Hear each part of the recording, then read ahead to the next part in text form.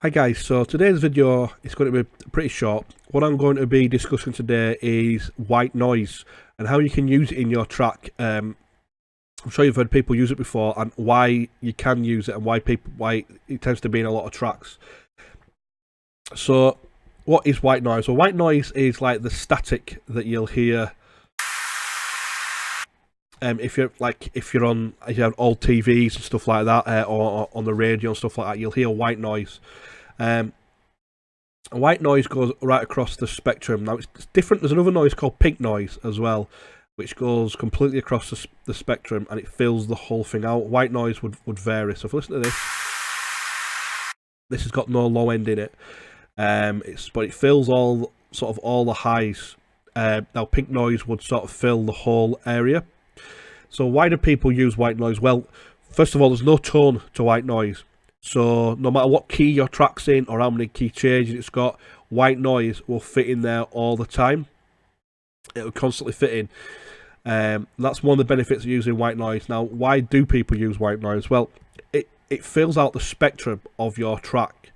So if you for example, if you have some chords building up, you'll have sort of big chords in there, big leads in there, and then think about sort of EDM, and then you drop down into like a bass and a kick. You're what you're basically doing is showing you on this here. So if you have everything playing, a lot of the spectrum will be quite full. So then when you drop down to your bass and kick, you're leaving a lot of the top end of the spectrum free or empty.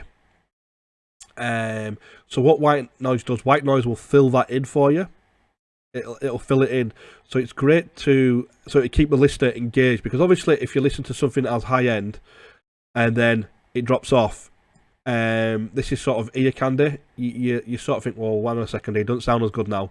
So the white noise fills that sort of section in. So when could you use white noise? The white noise is good for drops.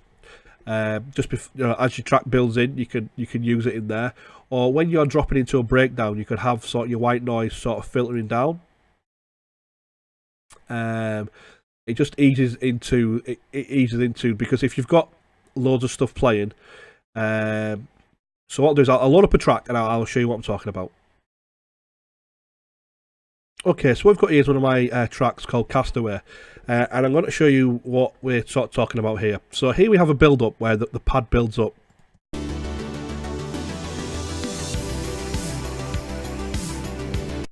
Then you can hear the white noise played in the background. It's just very sort of soothing and relaxing, but I'll show you what, I'll give you a better example here. So what's happening here is we've got the drums, we've got everything playing, so the spectrum's quite full. And then when we drop down here, we have just a low pad playing. So if you go from one extreme to the other, it may confuse the listener, or it may not sound as good when you drop down. So what I've got in the background, you can hear, is a white noise sweep. So it's keeping the spectrum full, and then obviously as the white noise goes down in volume, it's allowing the listener to go down with it.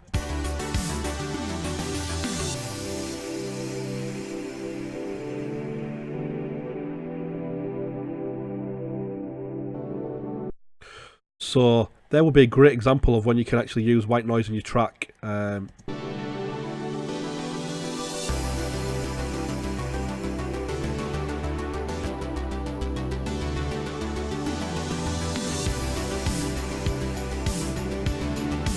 again, when we go in here, we've also got white noise playing as well, because it fills out the rest of the spectrum.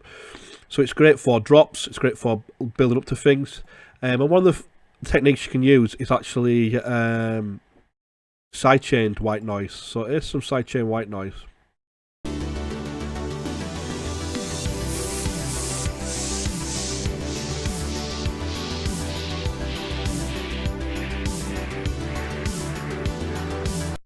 It just makes the track sound more fuller, and has a bit more sort of pump to it and a bit better rhythm. So what I've got here then is I've got a couple of examples of some white noise. Quickly go through them with you now. So I've got two filtering down white noise. So these filter down and filter back up.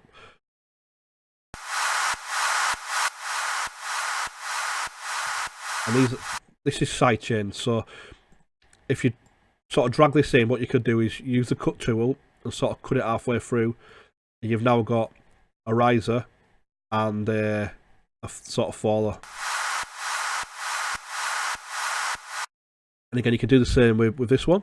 And then here we have just like a sweep down. And here we have a sweep up.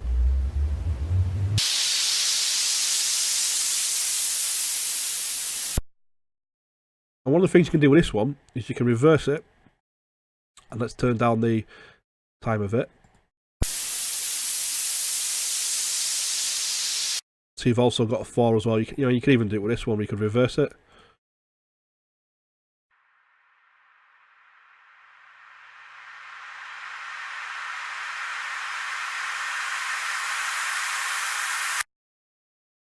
And then it just brings it straight into the track. Now, so these examples of the white noise, I'm actually going to leave in a download link below. You can grab it over on my Google Drive. So I'll leave these down below.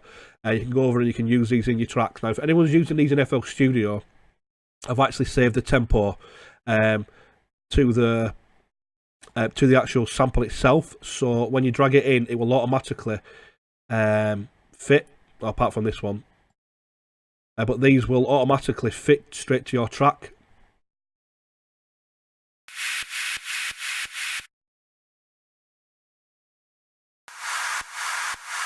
So you don't need to worry about them being sort of off BPM. They'll automatically fit to whatever BPM your track is, and if you change your BPM like I've shown you there, they will stay the same for you. So that's about it for this video, guys. I hope you've got some use out of this, and again, you can download these examples from the in the description below. But apart from that, guys, that's about it. Thanks for watching.